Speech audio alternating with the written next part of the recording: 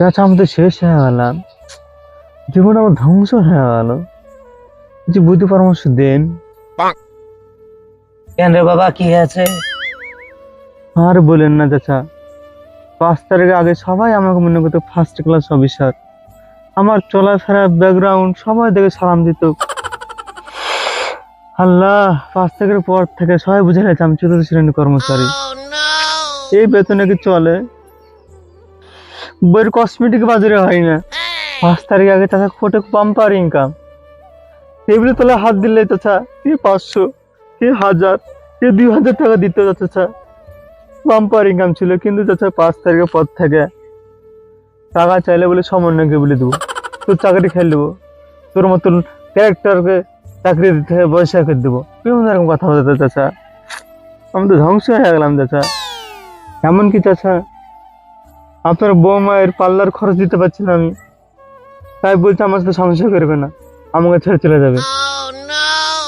তোর ওই সামান্য কষ্টের কথা আমাকে বলছিস?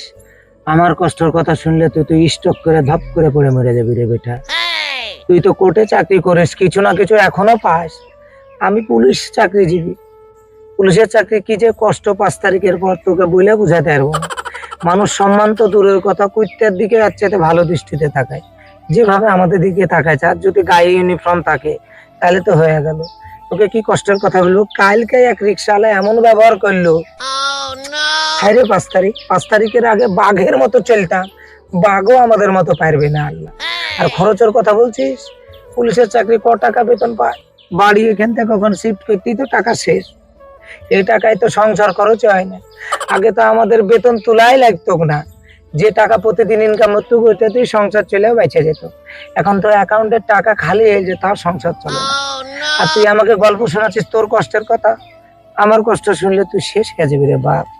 আর বলিস না, বুকের ব্যথা আর ছাড়িস না। ঠিক আছে চাচা, আর কাঁদেন না, সৎ পথে চলেন, আল্লাহ তাআলা আপনাকে ভালোবাসবে। আচ্ছা, 12 ঘুষ করে পুলিশকে মনের কষ্ট বলতে গেছিল, আর হল জীবনে কোনদিন কাউকে মনে কষ্ট শেয়ার করবো না।